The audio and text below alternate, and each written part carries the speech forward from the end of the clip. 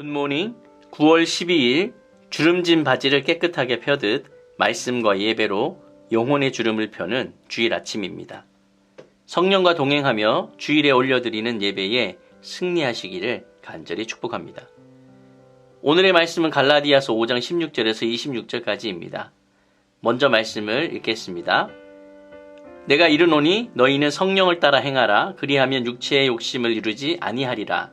육체의 소욕은 성령을 거스르고 성령은 육체를 거스르나니 이 둘이 서로 대적하므로 너희가 원하는 것을 하지 못하게 하려 함이니라. 너희가 만일 성령의 인도하시는 바가 되면 율법 아래에 있지 아니하리라. 육체의 일은 분명하니 곧 음행과 더러운 것과 호색과 우상숭배와 주술과 원수 맺는 것과 분쟁과 시기와 분냄과 당짓는 것과 분열함과 이단과 투기와 술 취함과 방탕함과 또 그와 같은 것들이라. 전에 너희에게 경계한 것 같이 경계하노니 이런 일을 하는 자들은 하나님의 나라를 유업으로 받지 못할 것이요 오직 성령의 열매는 사랑과 희락과 화평과 오래 참음과 자비와 양성과 충성과 온유와 절제니 이 같은 것을 금지할 법이 없느니라. 그리스도 예수의 사람들은 육체와 함께 그 정욕과 탐심을 십자가에 못 박았느니라. 만일 우리가 성령으로 살면 또한 성령으로 행할지니 헛된 영광을 구하여 서로 노엽게 하거나 서로 투기하지 말지니라. 아멘. 결코 서로 양립할 수 없는 삶이 있습니다. 그것은 육체에 관한 삶과 성령을 따르는 삶입니다. 그 이유는 두 종류의 삶은 두 종류의 주인과 가치관을 의지하는 결과로 나온 것이기 때문에 그렇습니다. 그리스도를 의지하느냐, 율법을 의지하느냐가 어떤 궁극적인 차이를 만들어낼까요? 먼저 살펴볼 것은 양립할 수 없는 삶입니다. 바울은 성령과 육체의 대조를 배경으로 권면을 하고 있습니다. 성령을 따라 걸으며 결코 육체의 욕심을 이루지 않을 것이라고 합니다. 이 권면을 이해하기 위해서는 어둠과 빛의 충돌을 이해해야 합니다. 하나님이 창조하신 세상은 그분 뜻에 긍정적으로 응답하는 곳이었습니다. 하지만 창세기 3장 이후 모든 것이 바뀌었습니다. 사탄의 말을 듣고 하나님을 반역한 첫사람들로 인해 세상은 하나님의 저주로 죽음이 지배하는 곳이 되었고 그 속에서 사람은 사탄의 영향력을 따르는 죄의 노예가 되었습니다. 이후 세상은 주님의 재림 전까지 하나님의 통치와 반역의 통치가 충돌하는 곳이 되었습니다. 그래서 하나님은 때가 참에 그분의 통치를 회복하기 위해 아들을 세상에 보냈고 십자가와 부활로서 죄와 죽음을 깨고 어둠에서 빛으로 갈 수 있는 길이 열렸습니다. 그 결과 죄인들은 믿음을 통해 어둠에서 빛으로 옮겨져 새 언약 안에서 하나님의 자녀가 되는 구원을 경험하게 되었습니다. 믿음으로 빛으로 옮겨져서 새로운 신분과 관계를 얻었지만 신자는 아직 완전히 회복되지 않은 세상 속에 존재합니다. 그래서 여전히 신자의 삶은 빛과 어둠이 충돌하는 현장이 됩니다. 성령은 하나님 뜻을 따르는 삶을 추구하는 반면 육체는 자기 자신을 섬기는 삶을 추구합니다. 따라서 빛의 영역에서 육체를 따르면 어둠의 영역과 다시 관계를 맺고 사는 것이며 하나님을 아버지와 주님으로 고백하는 것과 모순됩니다.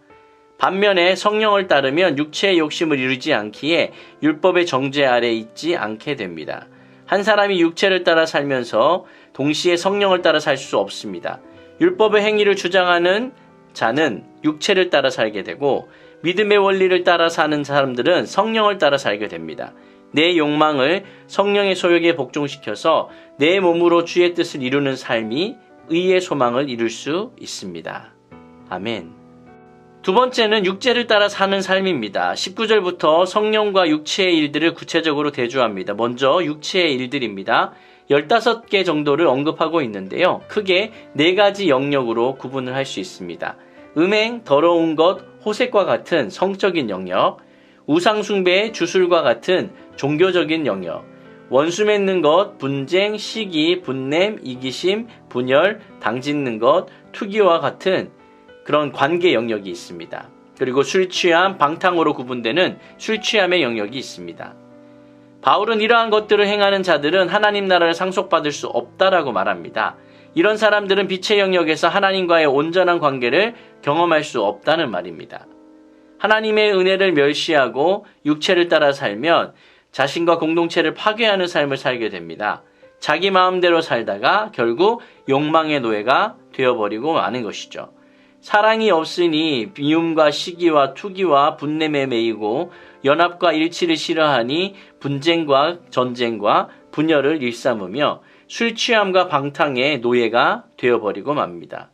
그리스도의 죽음을 헛되게 하는 거짓 가르침은 성령 없는 삶, 무절제와 이기심의 삶, 진리에 무관심한 삶을 낳고 하나님 나라를 상속받지 못하는 저주에 이르게 됩니다. 세 번째는 성령을 따라 살아가는 삶인데요. 육체와 대조되는 성령에 근거한 삶의 모습을 흔히 말하는 성령의 열매를 통해 소개합니다. 사랑, 희락, 화평, 오래 참음, 친절, 선함, 충성, 온유, 절제의 목록이 바로 그것입니다.